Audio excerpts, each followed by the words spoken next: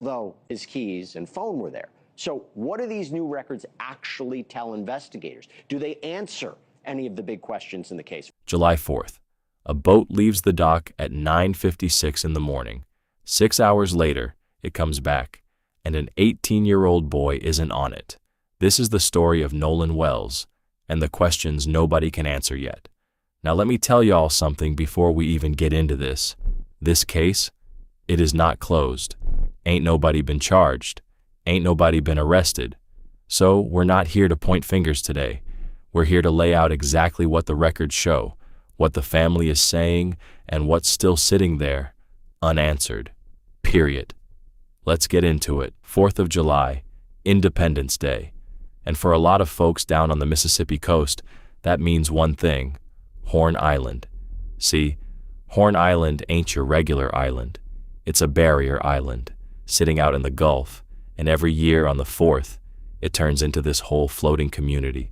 Hundreds of boats, hundreds of people, coolers, music, kids jumping off boats into the water. It's a whole vibe out there. One woman who was on the island that day, Melissa Miller, she described it like this: "It's just a big community. Everyone goes out there and has a good time." Nolan Wells was 18 years old, and on this particular 4th of July, he was out there with his friends, just like everybody else, just trying to enjoy the holiday. But here's the thing y'all need to understand about Horn Island before we go further. The water out there ain't always as friendly as it looks. Melissa Miller said it best: "You can go out innocently, and the water is kind of sucking you in, throwing you back out." So we already know, going in, that the currents around this island, especially on that northwest corner, can get treacherous real quick. Keep that in your back pocket. It's gonna matter. So now let's talk about what the records actually show, because this is where it gets real specific, real fast. Nolan and his friends left from a private boat launch that morning at 9:56 a.m. GPS data confirms it. They made their way out to Horn Island, and once they got there, they stayed, anchored up, hanging out, doing what everybody else on that island was doing. Now here's where the timeline starts to get a little messy. Witnesses say Nolan was last seen sometime around 3 o'clock in the afternoon, but, and this is a big but, there's a dispute about what actually happened after that. Some accounts say he left the group to go talk to a girl. Other accounts say he came back on board after that. Two different stories, and right now, nobody's fully lined them up. What we do know is this: the GPS shows that boat staying at the island until about 4:30 in the afternoon, and somewhere in there, on a boat with hundreds of other boats around it, on an island with hundreds of other people around it, Nolan Wells disappeared. So what answers? Does this dispatch audio, does this GPS data, what answers do you have now that you didn't? You know, you can hear the voice. He doesn't sound panicked. He doesn't sound out of control. He sounds very calculated. There's a problem. They're trying to handle it. The other thing we now have is GPS. Tracking that boat is critical because these boys already made a statement. They already talked to family. They already talked to law enforcement. If their story does not match completely with what that boat did, then they're going to have a problem. Well, from what I can see, it seems consistent in the idea that the boat was having problems. What is interesting is the dispatcher says, "Is everyone on board and in good health otherwise?" And the caller says, yeah, everyone on board. First of all, everybody's on board. Nolan wasn't on board, right? And he's not fully answering the question. Well, I mean, unless I'm looking at it wrong. I mean, unless I'm completely off. Well, he's probably answering what he knows is accurate at that time. If Nolan stayed behind, then everybody is on board because he wasn't supposed to be. Yeah. So she asked a very unusual question when she says, "Is everybody in good health otherwise?" I think that's unusual, but again, they are sinking. So she's making sure, hey, is everybody on board? Is nobody jumping off? Like, if you're really sinking, are you going ahead and, getting in the water? But he says, no, everybody's on board.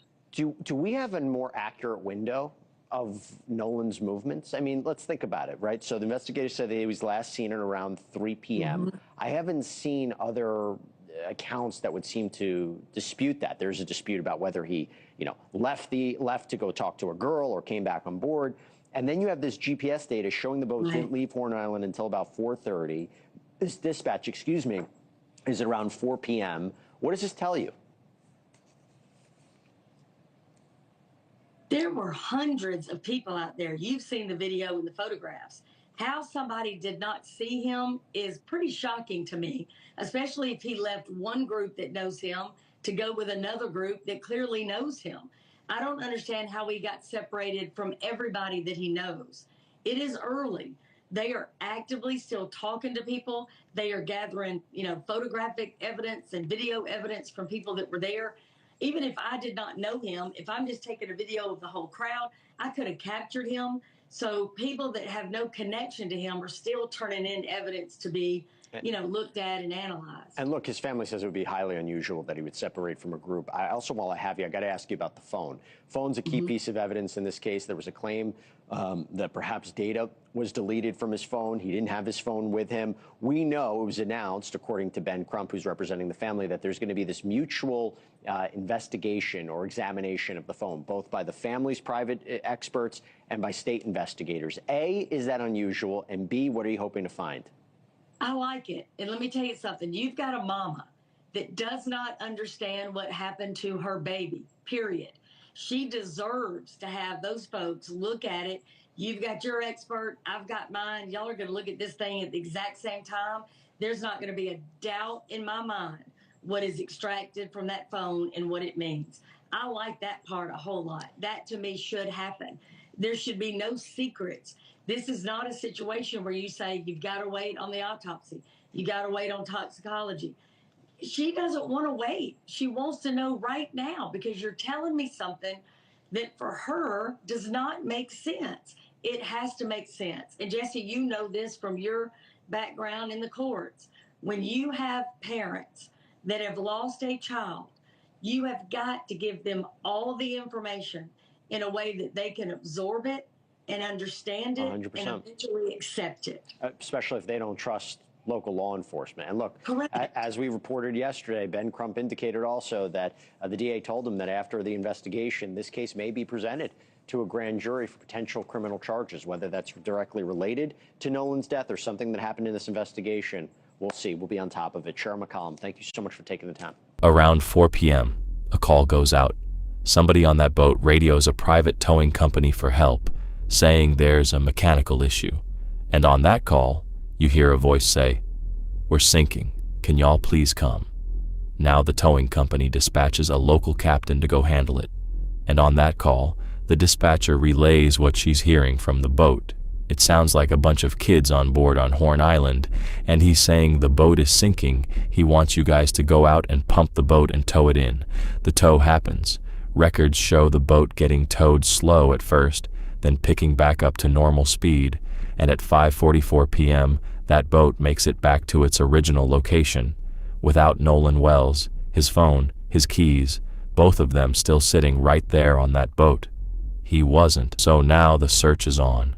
And I want y'all to sit with this for a second. This wasn't some empty stretch of water.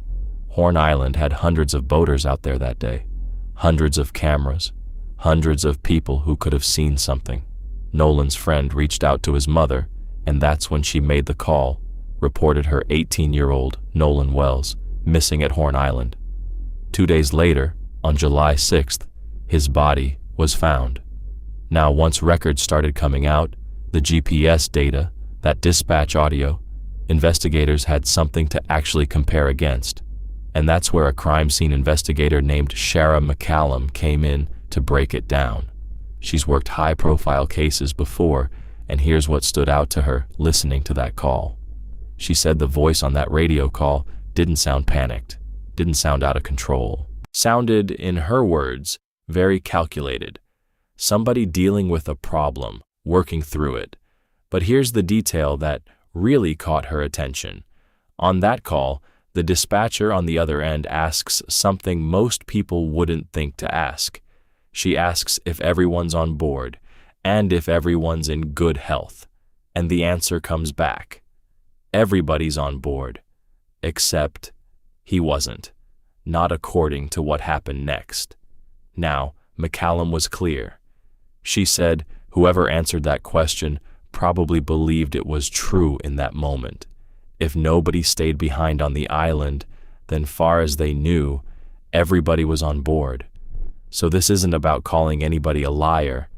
It's about a timeline that doesn't fully add up yet, and a group of friends who are going to need their story to match up with what these records show. And that's exactly what McCallum pointed to. These young men already gave statements, already talked to family, already talked to law enforcement. Now that timeline's out there in black and white, and it's gonna get compared line by line. She also raised something that a lot of people watching this case have been asking themselves. How does a young man get separated from a group of friends who know him on an island packed with people and end up with a whole different group that's never even met him? She called that highly unusual, said it herself. She couldn't understand how he got separated from everybody that he knows. Look, that's a fair question. It's one of the ones this case still needs to answer. Now here's where I gotta be straight with y'all. There's no arrest here. No charges. Not yet. What there is a fight over evidence. Specifically, his phone. See, Nolan didn't have his phone with him when that boat came back. It was left behind. And there's a claim floating out there that some data may have been deleted from it before investigators could get their hands on it. The family's attorney, Ben Crump, has stepped in, and he's pushing for a joint examination of that phone, meaning the family's own private experts get to look at it alongside the state at the same time, so there's no gap where information could go missing or get explained away later. And this is where you really feel what that family is going through. Because right now, all Nolan's mother wants is information she can actually trust. She's not trying to wait around on an autopsy report. She's not trying to wait on toxicology. She wants to know what's on that phone, and she wants to know it now, with her own people watching every step. The local district attorney has told the family that once the investigation wraps, this case could be presented to a grand jury for possible criminal charges. Whether that ends up connected to what happened on that boat, that part's still an open question.